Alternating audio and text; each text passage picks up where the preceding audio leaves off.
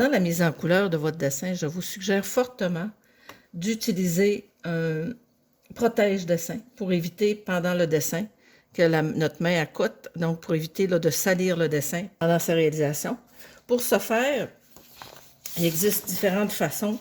Il y a la fameuse feuille de papier blanc qui fait très bien. Donc, on appuie la main sur la feuille et on peut dessiner sans que notre main accoute sur le dessin. Le défaut d'une feuille blanche, à mon avis, c'est que je ne vois pas le dessin. Fait que pendant que je dessine une partie, ben, j'ai de la misère, moi, à déterminer là, si ma couleur, si tout est correct par rapport au reste du dessin. Mais ça fonctionne très bien. Pensez, de temps à autre, à changer votre feuille ou du moins à la tourner parce qu'elle va venir sale à force de frotter sur votre dessin. C'est sûr qu'il y a des couleurs qui vont se transposer. Donc, le but, c'est de protéger notre dessin. Donc, quand la feuille est sale, ben, il faut la changer. Une autre chose qui peut bien faire, c'est une feuille de plastique rigide. Donc, ça fait très bien.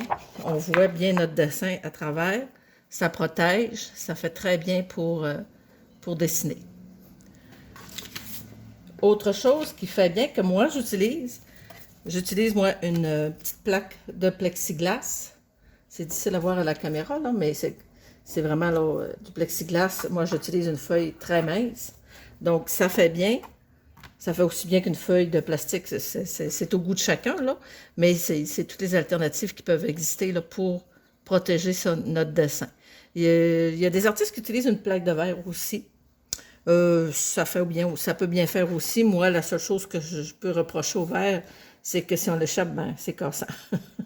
Donc voilà, des petits trucs pour protéger votre dessin, pour ne pas transférer la couleur avec votre poignet pendant que vous dessinez. Ben, votre poignet, plutôt votre bord de main ici. Donc, ça permet de dessiner sans rien salir.